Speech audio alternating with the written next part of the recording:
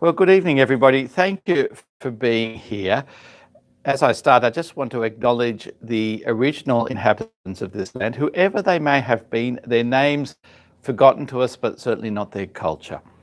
And also, I'd like to just acknowledge Garratt Publishing for all they've done for the Australian community for over so many years.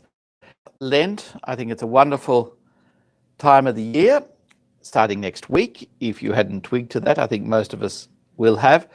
I have memories of Lent as a child.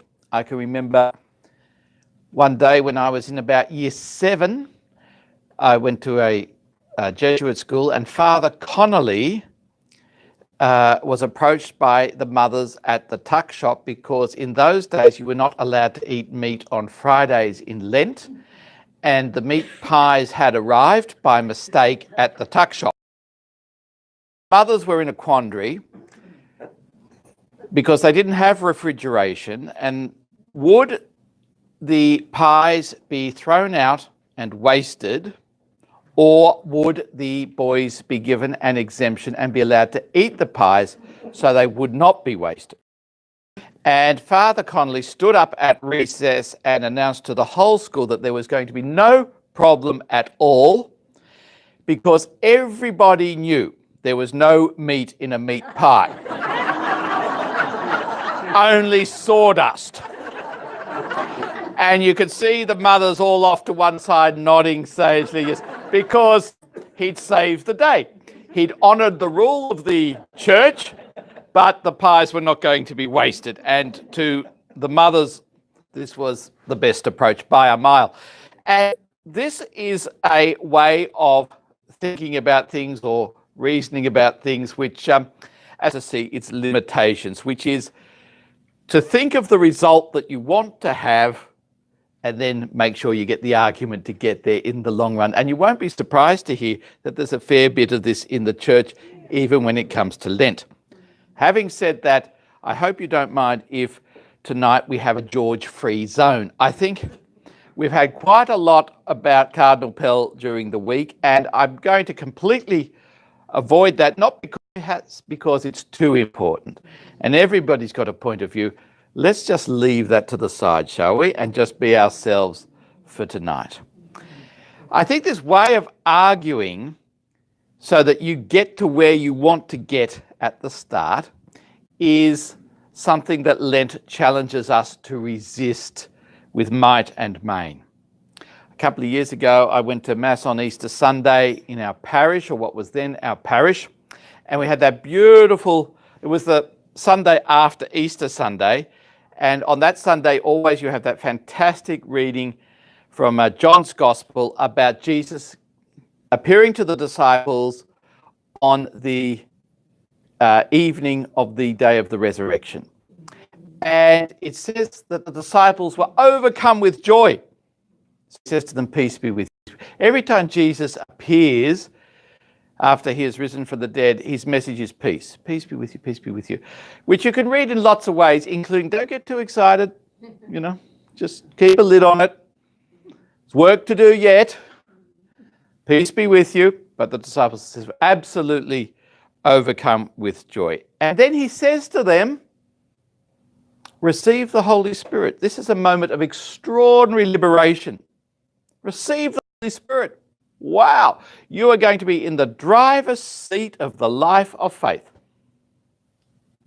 Those whose sins you forgive, they are forgiven. Those whose sins you are retained, they are retained. This is really, he is presenting these people with a blank check to be creative, to get out beyond those four walls and to do something extraordinary. And the priest who was saying Mass for us, who was not by any stretch of the imagination an old person, said, well, what this gospel is all about is the institution of the sacrament confession. Right? That's the point of the reading. And can you see how the mind is trained to keep everything in a safe box? Lent challenges us really to move beyond that, to move a mile beyond that, to come to the Lord in an open way. But you come across this again and again because we are all products of our environment. We are all shaped by things around us. My wife takes grade 2 boys, and last year she was doing with them the story of Moses crossing the Red Sea, and action-packed. I always cringe with that story because there's not much sympathy for the horse and rider thrown into the sea. And in fact, on Easter night, when we, horse and rider, he is thrown into the sea, whoopee, I cringe a bit. I wonder what their families thought. Oh, Alex, I don't want to... Am I still on air? Oh, yeah. Oh, excellent. How do you think Pharaoh would have felt when he realized what had happened? And a boy puts up his hand and says, "Oh, myth. He would have had myth, yes, myth. He would have had anger management issues." And by the age of 7, he'd already been taught the right answer. She's had 7-year-olds coming in and telling her that, they're a bit tired today because they didn't get enough REM sleep last night. So they don't lick it off the stones, do they? So when I came to thinking about Lent, I was really drawn to this theme of freedom, how Lent takes it to a place of greater freedom. And it is a big challenge in the context of education. And it's a challenge in all of our lives. As Gary so kindly said, I was in the Jesuit order for 21 very happy years. I stayed until I realised we weren't getting paid. I said to my superior one day after 21 years, when are we getting paid? He said, "You're not." I said, "All right, sayonara." Anyway, but the Ignatian spirituality, I think, is really wonderful in its understanding of freedom. Ignatius says, when you come to prayer, to leave the day's cares behind, leave your immediate preoccupation behind. It's just let that. The first is to engage the imagination, circuit breaker. If you spent the last hour, I know people have come from far away and battled traffic to get here tonight, and if you've spent a very frustrating time in heavy traffic, then just use your imagination to let that fall away. Maybe imagine yourself in a quiet place, calm place, out of doors, indoors, somewhere very nice and cool, something like that. Somewhere perhaps which is a scriptural setting, but use your imagination. Ignatius was big on this. It began with his experience of daydreaming. Then, having done that, having moved your mind a little bit beyond its defensive posture, beyond this thing to grasp onto the me, having moved it a bit, then you ask yourself the key question, id quod volo. What do I want? To start with that open-ended question, what do I want? What do I... It means that you have to start the journey without knowing the destination. And if you can't do that, well, the Ignatian thing's probably not for you. If you can't find that little bit of freedom. Now, I've got lots of experiences of this at school. The Year 12 group at the moment, it's lovely to have grandparents of one of our Year 12 students here tonight, but the group of boys, we've got 260 boys in Year 12 at the moment. They were born in the year of September 11. They were born in the year of the first iPod being released. They were born in the year that the first Xbox was released. In the year that iTunes happened. So many things happened in 2001. Ansett Airlines collapsed. The top 2 movies of the year, incidentally, were a Harry Potter movie and a Lord of the Rings movie by a mile.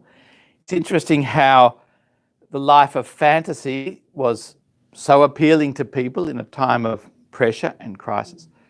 So, a group of 17 or 18-year-old kids who've known absolutely nothing in their existence pre-September 11, pre-iPod, pre-iTunes, pre-Xbox, nothing, not a Wikipedia started that year.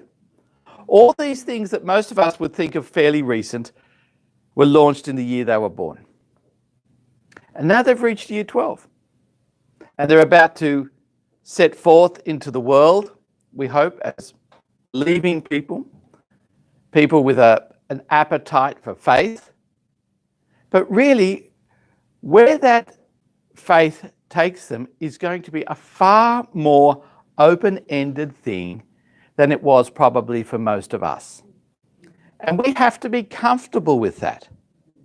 I don't think you can work in religious education any longer if you know all the answers. Who made the world? God made the world. It doesn't quite add up to them. You have to trust the movement of the Spirit in these lives. And, you know, these kids, on the whole, they're pretty sensible. We do a thing at the start of the year on the Year 12 retreat, which we have at Newman College up at the Melbourne Uni. And we take them in groups over to the Melbourne General Cemetery. And we do the Ignatian discernment exercise with them, which some of you might know from the spiritual exercises, which is that if you want to know what you should do now, use your imagination again to look back on this moment from the point of view of your death. Well, that's one of the things that Ignatian suggests, various things, including after that, to look back on this moment from the point of view of the end of the world, which is a bit apocalyptic. But anyway, we take that to the cemetery, we put them there, we give them a tour of the cemetery, all sorts of interesting things in it, but then we leave them to say, you know, all these kids, over half of them are going to live to be 100, but 100 years is even... Am I moving off the spot, am I, Alex? Sorry. Have you been able to see me? You're still very much... Oh, excellent. Good. I wouldn't want to disappoint the 3 people who are watching online. Sorry? There's 11 people watching. Oh, hello, 11. They are the... Anyway, but to consider that actually what they have is a limited span of years, that they will use it for good, hopefully, but in ways that we can't script. We can't script it in the way that things were scripted for us, possibly. Although, having said that, it's interesting, I've heard other people say this, and I think it's true, that I have heard since time began that we are preparing kids for jobs that simply don't exist at the moment. But I think that is absolutely untrue, that well over 80% of the workforce still works as teachers, in some form of education, service, health. Well over 80% of the workforce are still in jobs which have existed since time began, and that percentage is increasing, not decreasing.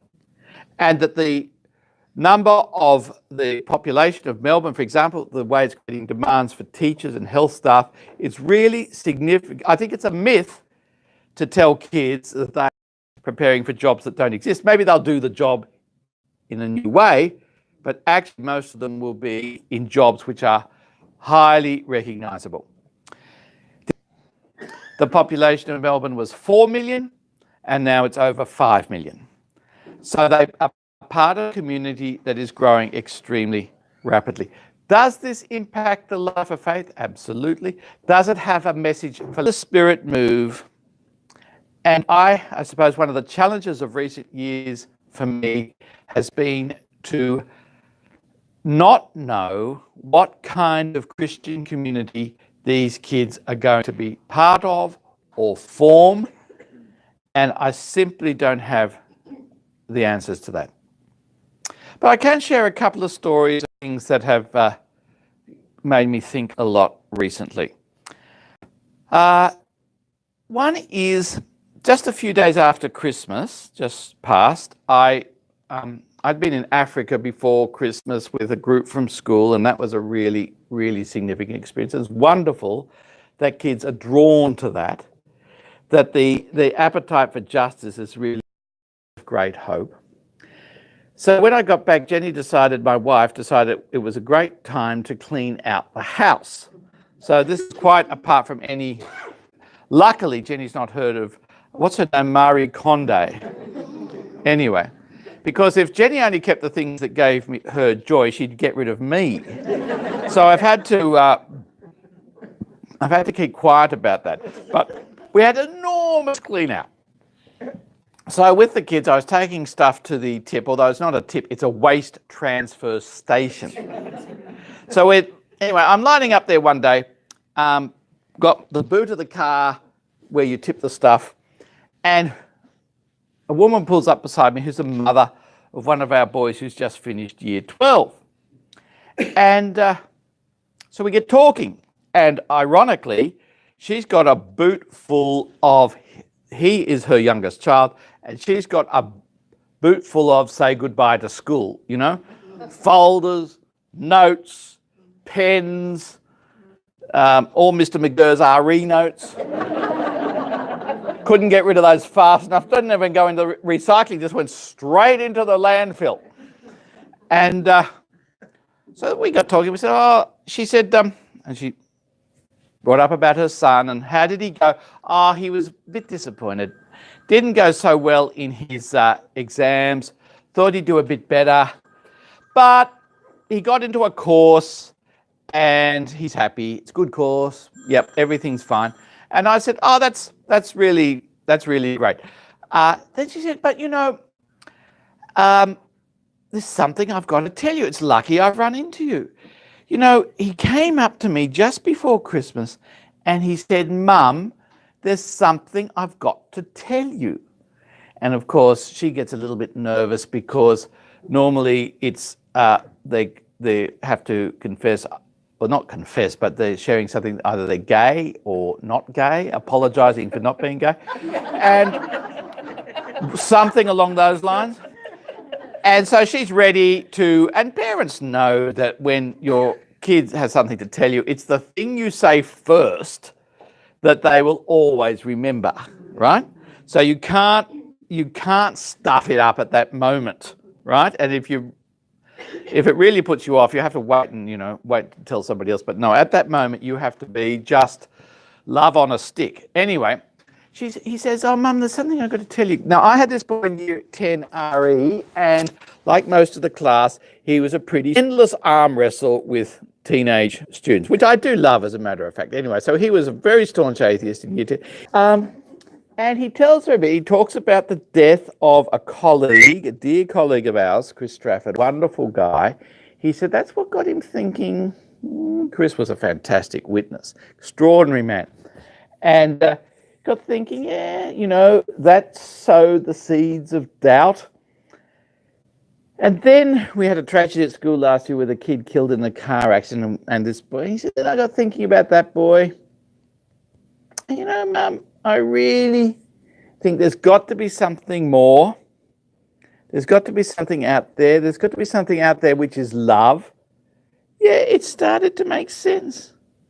And this is sort of growth between the ages of 16 and 18. It's fabulous, isn't it? Absolutely fabulous.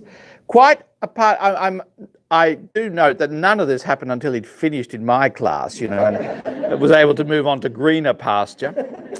I've had this experience a few times. I had this kid who was absolutely diabolical in his behaviour and the whole bit, and I won't go into it because it was just dreadful, and he was very hard-working class. Anyway, one night I'm driving through the McDonald's drive-through at about 11 o'clock at night looking for salad, and